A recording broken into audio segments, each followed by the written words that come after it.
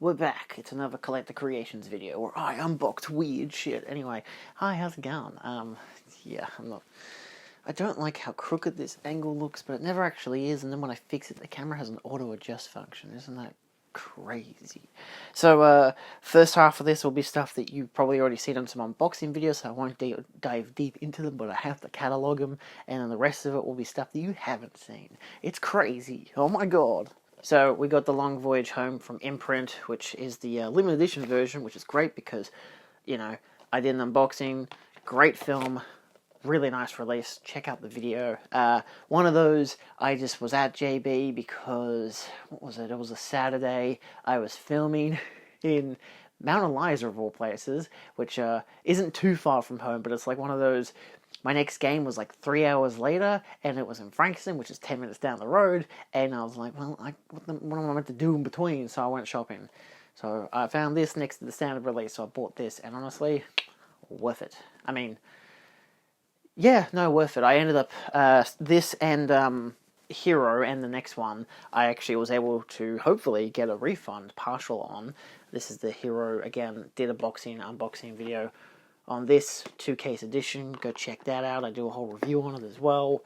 Really nice set. That whole question I kind of posed in that video, is this really worth $65? At least that's how much I paid at JB.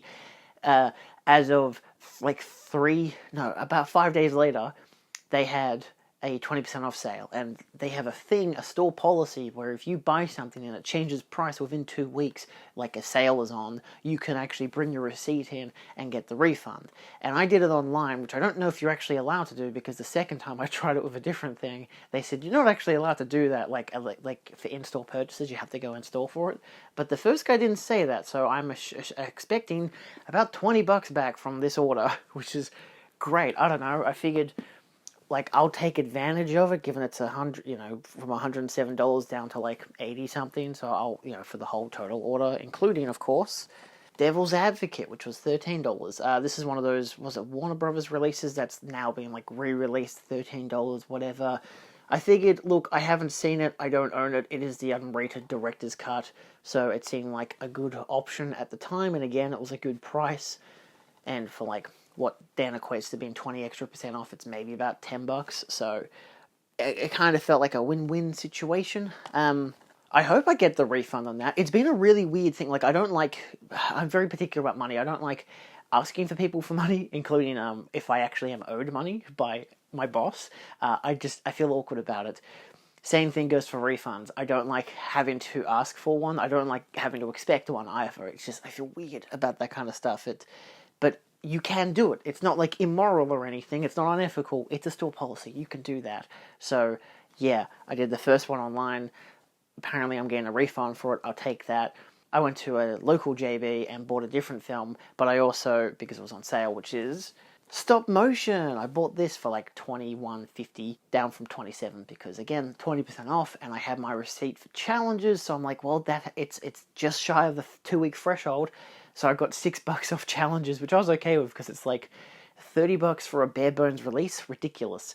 So I'm happy to have basically used that, and ideally the money I'm getting back for, Devil's Advocate and Hero, to get this.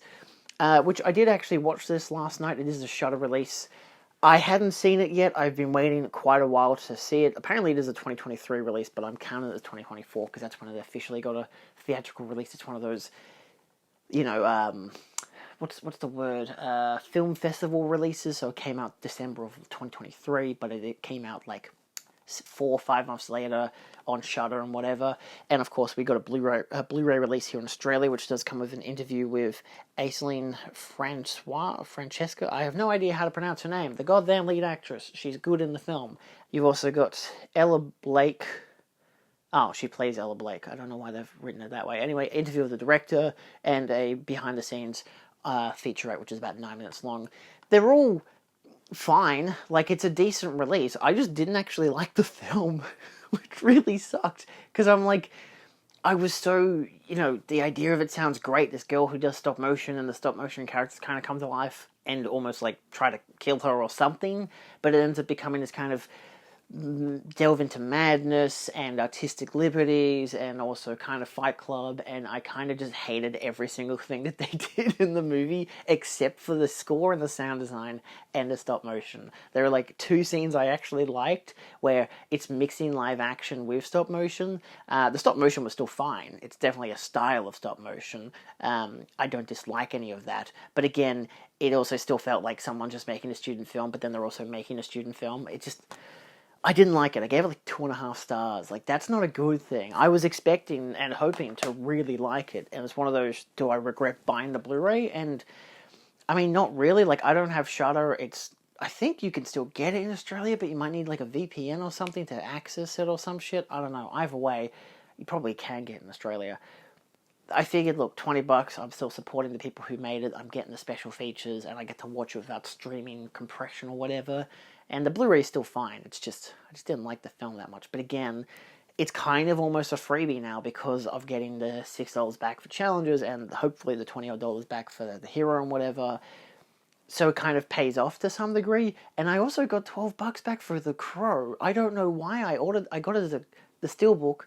I picked it up, but I did a click and collect to make sure I could get a copy in store, even though there's actually still plenty in store, and because it's $60, people aren't really going to cash out that much for a steelbook. And they sent me an email today saying, you've got a refund, $12, and I'm like, but why? That was 3 weeks ago. That doesn't make any sense. Like, there's, no reason for it to be refunded. I'm not going to complain or anything. It's like, sure, I'll take $12 back, even if I don't get the 20 end up for the other one. You gotta wait 3 to 5 business days, and I didn't get any notification for it. I only had the person tell me on the group, on the live chat for JB, so, I mean, hopefully it works out, but, it should. But it's like, I was hoping that it would come in, so that I'm not having to go out to JB over the weekend and be like, hey, just want to double check. But I might still do that anyway. Anyway, on to the positive things. I got Crybaby. I actually got this from the, Prime Day sale with a 7-pack and a single film, which for a friend for her birthday. So, but I got Crybaby. This is the 4K from Kino, which obviously because it has the sleeve, gives you the different fonts, and has a slew of special features. There isn't any reversible artwork, and there is 2 discs. It's noteworthy because the first disc, which is all regions, 4K is the theatrical cut. I don't think there was any special features. There might have been a commentary. The other disc, the Blu-ray, is the theatrical cut, which comes with all the special features. Yeah, it says brand new HD master of the director's cut on Blu-ray, audio commentary with the writer-director moderated by Black Mansion Films producer Heather Buckley. It doesn't stipulate if that's on the director's cut or not. But I actually did watch it. I didn't watch any of the special features yet, and there's a good selection, including the documentary and a bunch of interviews, which is wonderful. And it looks amazing. Like, the 4K looks really, really good.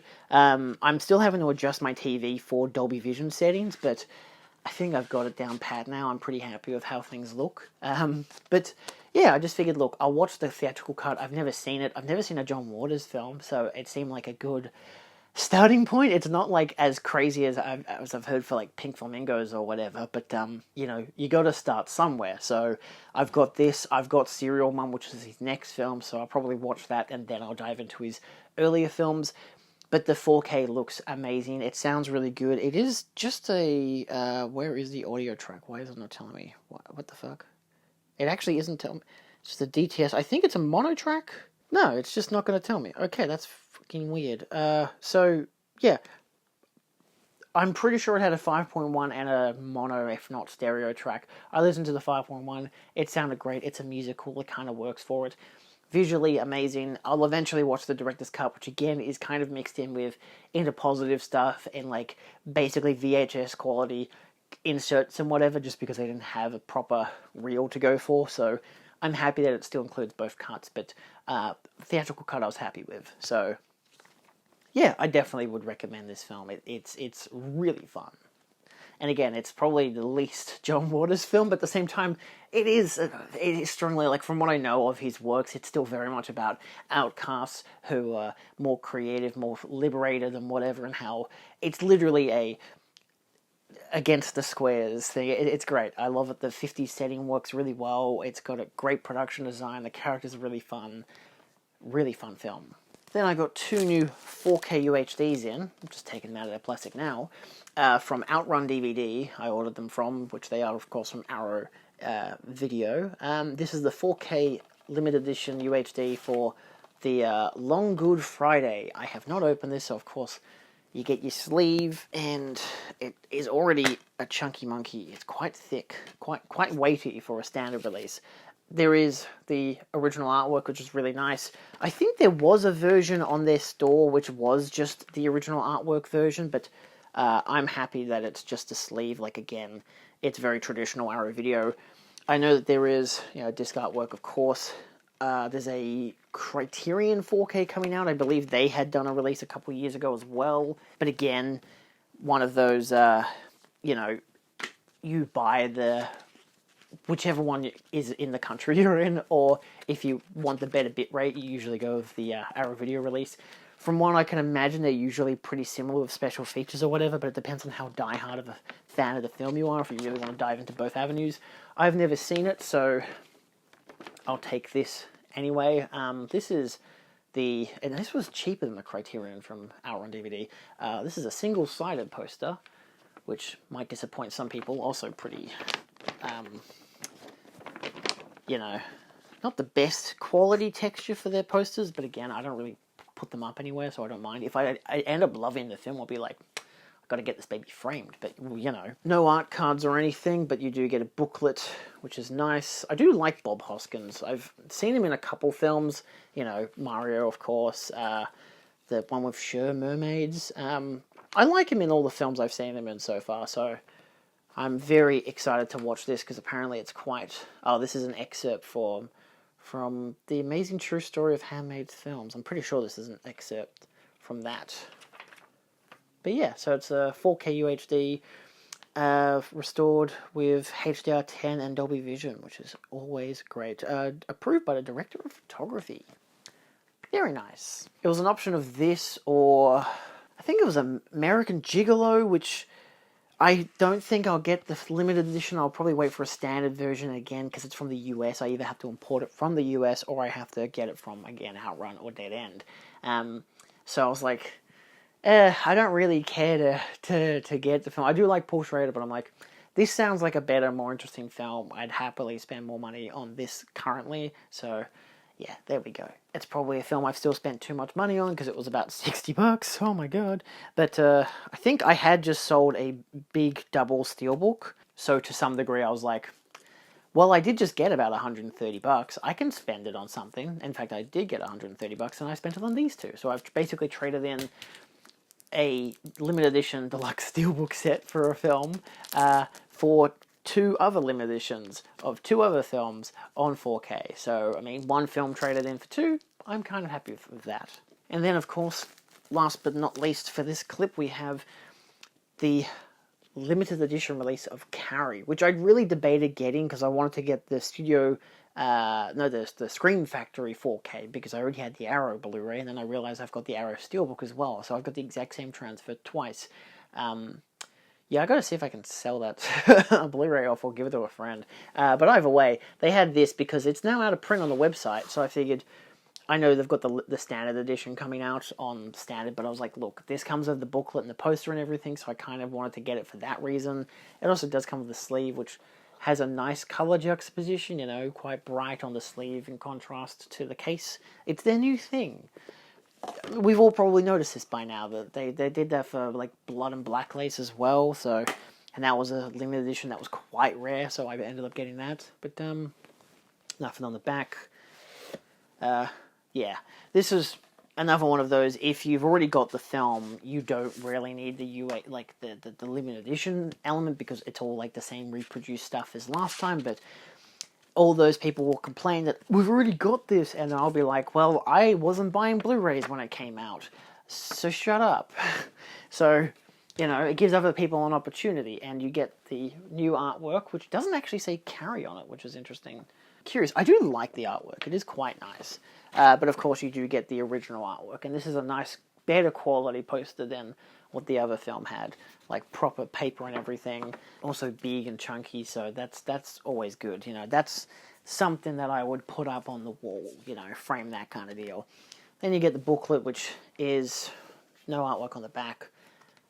This is the whole big kahuna burger. This is the 48 page, I think it is, booklet, which I think the only thing that the standard edition came with, the version I already had like a 16 page booklet, which I believe, oh, what the hell did they have? I feel like it had Brian De Palma's Coming of Age 2017 by Neil Mitchell, which is only like a couple pages long. I think it also has the Final Girls zine from 2016. So it has like the first one, but not the rest. So, you know, obviously the question can come down to, do I need some like books that, you know, dive into the film, but when I have a gigantic book written by Lee Gambon talking about this exact same film? And to some degree, yeah, because this is like analyzing the film. Lee's book is a oral history, and it's insanely detailed. But again, I'll take what I can get because I love this film. And then, of course, you have the 4K UHD disc, which, again, it's the exact same that was already released. There's no differences outside of the fact that it is a UHD with Dolby Vision and HDR10. And I really debated getting it because, again, I ended up rewatching it. Did I rewatch it? I watched it a year or 2 years ago, just before I did my interview of Lee, because it came with the, what do you call it? It comes with the commentary with Lee and Alexandra, and I was like, I wanted to listen to that before I actually did my interview with him all those years ago, and it was a really good interview. The thing is, I hadn't seen the film for a couple of years, so I'd never logged it on Letterboxd, so it's like, now I have, and all I've said is, great interview, great commentary, so... So anyway, you do get your art cards, which, what is even on that? Oh, that's the prom burning down. Of course it is.